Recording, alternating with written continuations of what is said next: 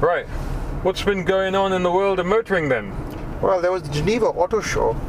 Yeah, that was exciting. That was. I'll tell you what, they do have a lot of pretty cars there. I was going to say pretty showgirls, but I shouldn't really say that. No, that's going out of fashion now, isn't it? We can't do pretty showgirls anymore. Pretty cars. Pretty cars, yeah. Geneva's quite glamorous. Yeah. And they had a whole bunch of interesting cars, which I'll tell you about as soon as I read about them on motoringme.com. Motoringme.com. Check us out, that's where you go. Koenigsegg Regera. Weird What's single that? transmission. Electric motors. I couldn't understand this whole single transmission thing. How the hell does that work? There's a single ratio. Is it like a really long CVT that just goes on forever? Machine. It's called a sewing machine. It's honestly, it's incredibly complicated. Christian Koenigsegg is a madman. Yeah. And does it really matter? They're not going to sell more than 80 cars. It does matter, because things like that bother me. You know what else bothers me? Go on, you're going to tell us. That new droid from Star Wars. That is genius, isn't it? I don't understand how that works. What is it? R88? RB88 something? I think one of our loyal readers, Jason, said that it's like a dual magnet thing. It's got like a round body and a head that just sort of floats around on top of it. Okay, back on cars. But yeah, so anyway, this 911 GT3 RS. It's been cut up by an old 7 Series. Can you believe that? 911 GT3 RS. Well, you wouldn't have one of those cutting me up, or this is last pass of the second. So GT3 RS, is that a manual? No. It's not a manual. 4 liters. Oh, it's got 4 liters, and I don't care. No manual, no interest. No, This is the ultimate Porsche. Why can't they have a manual? Yeah. And Porsche, that brings me neatly on the next thing. Porsche Boxster Spider, which is the Cayman GT4, but with the box. No, it's the Boxster with the Cayman drivetrain. So that's a Cayman drivetrain. So it's a 911 engine and a manual gearbox only. Manual. That's good. That's how good. Come the Cayman can get a manual gearbox in its ultimate version, but the GT3 can't? I don't understand the logic. Oh yeah, I know it's faster before all of you pipe up. I know it's faster, but I don't care. It's supposed to be the ultimate driver's car, right? If they said to me something like, oh, well, we can't physically fit it in, for example, like McLaren. McLaren can't fit a manual gearbox in their car now because of the way they've designed it. They couldn't actually fit it in there. Designed it? They didn't just put tracing paper over each one and print them up and down? No, that's Aston Martin. Oh, fair enough. Yes. Yeah, but carry on. Yeah. So maybe, if they told me that they couldn't actually do it, I'd be like, all right, fine, I understand. But this is a 911. Of course you can have a manual gearbox in it. So I really don't understand the logic of that. Porsche is shoving this down our throats. Porsche, who is the holder of the flame, the last makers of true sports car. I've just driven a GTS 911. That was a great car. Absolutely great car. It's got depth, but it's missing a manual gearbox, and they're trying to push PDK, and I know it's good. It's faster, yeah, it is faster. It is faster, it is telepathic. It knows what you're going to do, but I don't want one. That's my problem. There's no connection with the machine because the robot is so good. You might as well take me out of the car entirely. Anyway, moving on. What else we got? Best car, Geneva. If we wrap up Geneva, Bentley. Oh, that Bentley was mad, wasn't it? What's it called? Speed 6. I don't know if they're going to call it Speed 6, but I hope they put it into production like that because that blew me away. It's done. That blew me away. Seriously. Yeah. That looked amazing. You know what, Bentley, good job. Still keeping the end up for Britain or Germany as... whatever. Yeah. I don't care. Yeah. It just looked fantastic. It looked the business and it looks like it'll really go, and I think they bring that over here, they're going to sell bucket loads of those. Yeah. Let's run through other things that happened this month. McLaren 570S. Once called the Black Swan, which would have been a better name. That would have been better, actually. Although they figured out their naming things. They don't call them 12C MP4-Droid 7872. They don't call that anymore. So they just give them short three digits, and they go like 570, 650, whatever. That'd be controversial. Go on then. Well, I wouldn't expect anything less. You know what? I'm looking at this car, and you can look up the pictures on motoringme.com, but I'm not really that blown away by the thing. No. This is an entry-level supercar. It's always going to be the craziest, like the Huracan and the 458. They're going to be the one that grabs you by the lower parts or the lady bits and pulls you towards it. And 570S just looks like a normal McLaren.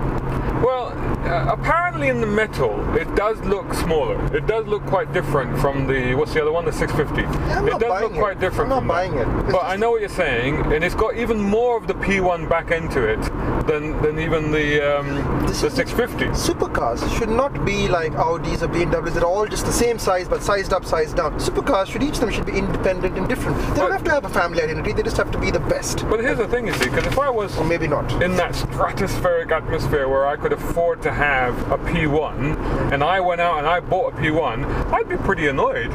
Because all the other cars now look exactly like a P1. Exactly. It's just... How does my car stand out? It doesn't. And that is the problem that How do people know that I'm driving the biggest wheelie that you can buy from McLaren? Well, you'll be driving it, so that'll be that. Can I say that on video? Well, you've just said it. All right. That's a couple more things to run through. Yeah. Kia Optima, spot the difference. Spot the difference, yeah. Moving on. Yeah. Jaguar XF, spot the difference. Seriously, Jag. You know what? The old XF. The whole theme of this is just like same cars all over again. Well, the old XF was a good-looking car. I really like the way it looked. The new one looks too close to that other one. What's the other one they've introduced? Another one with the X in the name. The XE, the little one, right? Or the supposedly the little one. The Mercedes E-Class. But it looked, well, actually, yes, to be confused with the E-Class. But it looks the same. It looks the same. I can't tell the difference. Down to the tail lights. Yeah. And it's a smart design. It's not ugly. No. It's a handsome car. When you turn up in your corporate car park, nobody's going to go, wow, that man, he looks like he's going places. Yeah. It's just exactly the same. Yeah, it's a bit of a shame, that. Yeah. Whereas, we can talk about cars, actually, is quite good looking. Cadillac CT6. That's nice. I like that. Yeah. Smart, well executed, crisp, tailored look to it. I mean, they haven't taken too many chances, actually. But what they have done, they've executed with an eye of people. No, it's not as mad as that concept that they had out. You know, the El Mirage, oh my God, the El Mirage was beautiful. This thing is good looking too. It has elements of that. It has elements of that, but it does have that cohesiveness. It does have also that when you first see the pictures, you go, yeah, I want that. Yeah. You know, you just look at it and you go, yeah, that'll do, that'll work. You know, and it's a proper flagship. It's you do think, okay, but it's that not the is flagship. the big Cadillac. It's not the flagship. There's a bigger, more curvier, more aggressive flagship coming in a few years. So obviously, but where does this leave the XTS then? XTS is on the way out, I suspect. All right. XTS might be done. Interesting. But interesting things for a big American car. No V8. It's all V6s, all-wheel drive. It's very, very clever. That Corvette in front of us is just weaving left to right. I don't know why. He's warming up his tires. Seriously, I have no. It's like it's about to enter a Grand Prix. He's just weaving left and right, left and right. I suspect he's on the phone. What do you think? You say phone. I'm going to say he's on Instagram or Facebook. Yeah, he's Instagramming. And each time he types the right half of the keyboard, the car weaves to the right. What he's trying to do is in the mirror. He's like, look at him. He's behind me. Look at them. Look, it's just added him to Shan. That's what he's doing. These two plonkers. Who are they talking to? That's what they've gone mad. But anyway, Cadillac. Yeah, I'll give that a thumbs up. I think. Yeah. And let's just wrap up with car events are over for the season, I think. They're coming to a close. We did a good year, I think. Yeah. There was a lot of car meets and car events. I'll tell you what stood out for me this year was the Elaine one. The Elaine Mega Meet.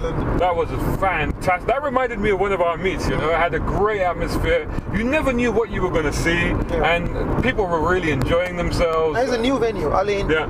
Rarely traveled. People seem to enjoy themselves.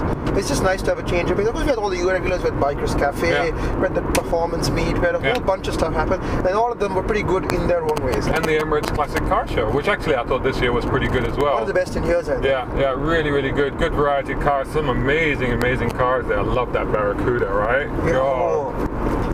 Gorgeous. And the made me sneeze. And the Impala. God, I love that Impala. The dropped Impala. The dropped matte grey thing that was. For once, a lot of the owners were there, so we got a chance to chat with them. Yeah. I want to see more like that. I want to see this standard and keep it there. Well done, Emirates Classic Car Festival. Cool. Everybody, get in touch with us on motoringme.com. We're on Instagram, we're on Twitter, and we're on Facebook. Most of all, we do a lot of stuff on Facebook. Facebook.com/Motoring Middle East. See you there.